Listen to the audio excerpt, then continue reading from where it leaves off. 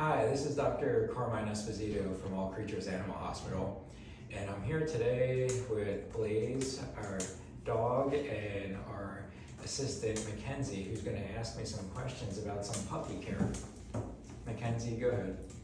Dr. Esposito, how does caring for a puppy differ from caring for an adult dog? So, similar to us and our children, our puppies are truly babies, and they have different care needs than our adult dogs do. So it is a fairly in-depth discussion to talk about our puppies and their needs versus our adult dogs. But in general, our younger animals need closer attention and better care. They're more susceptible to diseases. They're not necessarily protected yet to all the vaccine-related infections that we can prevent for them. So with time, their immune system matures better, and they become the adults that are more robust and more capable of dealing with interacting with different diseases. When can a puppy be separated from its mother?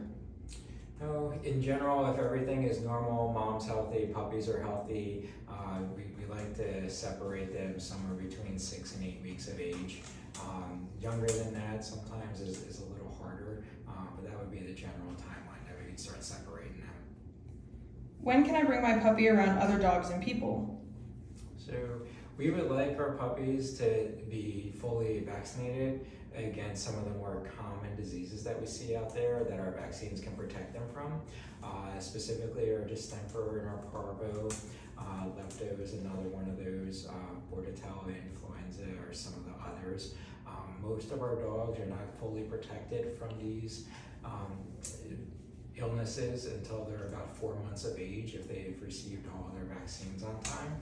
So most of the time we recommend our puppies be kept home and separated from just the general public until they're about 4 or 5 months of age.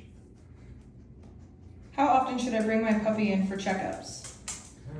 As a puppy grows, they have different needs, and vaccine schedules are different based on environments, home life, what the purpose of the puppy is for. Is it just a pet, or is it a field dog?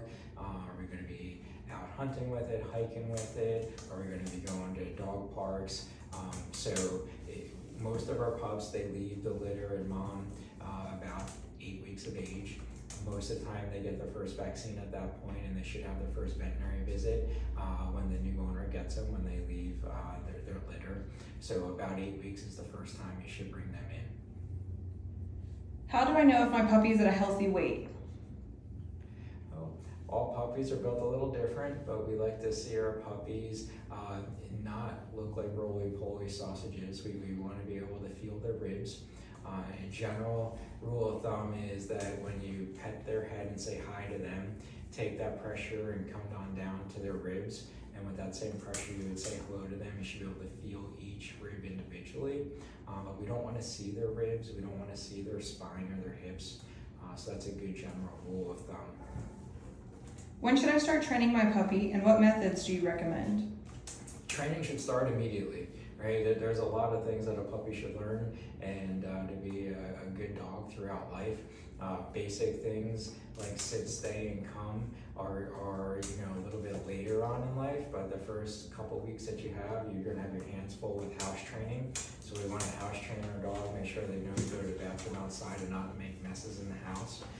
We also want to train them for health care needs later on in life. So we want to get them used to you brushing their teeth and looking in their ears, clipping their toenails, things like that. And all these things should start, slowly and one thing at a time. Puppies tend to have short attention spans, so we only want to do things for a short period of time and then come back to it later on. Better to do multiple times a day for a very short period of time than try and do one big, long session. What should I do if my puppy has diarrhea or is vomiting? So a pup that's having diarrhea and vomiting, first thing do make sure that we observe the area that the pup's been in, make sure they've not gotten into anything. We want to ensure that they didn't get into any toxin or any new food or anything like that. But ultimately puppies, they can be susceptible to some bacteria and viruses that could be harmful to them. There are some things that could be life-threatening, so we do recommend that if your puppy's having vomiting and diarrhea, that they do come to the veterinarian and get examined as soon as possible. How can I prevent fleas, ticks, and other parasites in my puppy? So we definitely want to make sure, especially here in Texas, that we are covering our pups for flea, ticks, and heartworm, all of which are fairly endemic in our area. There are several different products out there. Some are combination products that can take care of all three at the same time. Others you'd have to give separately, but either way, I do recommend heartworm prevention and flea and tick prevention. Please.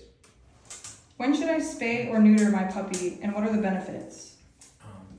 Again, this is a personal decision by most owners to make. Sometimes the breeder dictates this to new puppy owners as well. But as far as a new owner making a decision, first you have to decide, do you want to breed this dog or not? And if you don't, then based on the breed that it is, there are certain recommendations. Most breeds, it doesn't make a difference at what age they're spayed and neutered, but there are some breeds out there that it does make a difference, and we'd be happy to talk to you about that to be more specific about your breed in particular.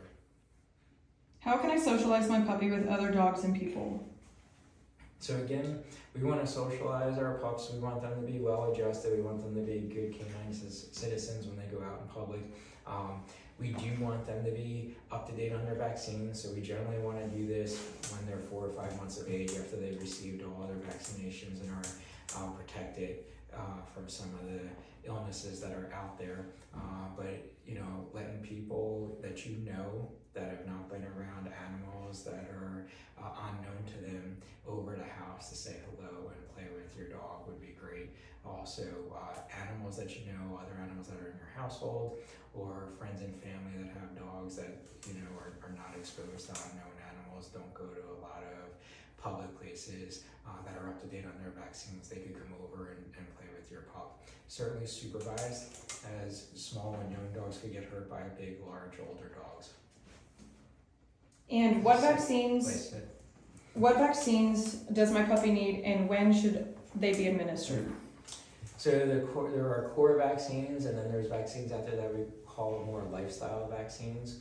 Our core vaccines are distemper parvo combination vaccines. Generally, they include distemper parvo, parainfluenza, hepatitis, and also leptospirosis. Those are the core vaccines that are out there that our puppies should get, including we should include rabies with that as well. Our distemper parvo combination products generally start at 7 or 8 weeks of age and should be given every 2 to 4 weeks through the puppy's 16th week of life. There are a couple variations to that protocol based on the breed specific, and again, we'd be happy to talk to you about that specifically for your puppy breed. Rabies vaccines here in Texas should be given at 12 weeks of age or later. So I do recommend getting your puppy vaccinated for rabies somewhere between 12 and 16 weeks of age. There are other vaccines, like I said, that are lifestyle vaccines. These can include Bordetella vaccine, influenza vaccine, rattlesnake vaccine. Again, we can tailor a specific protocol to your puppy and your lifestyle's needs specifically. So if there's any questions, as always, we're here to answer them. Please call the office or set up an appointment to come to us, and we'd be happy to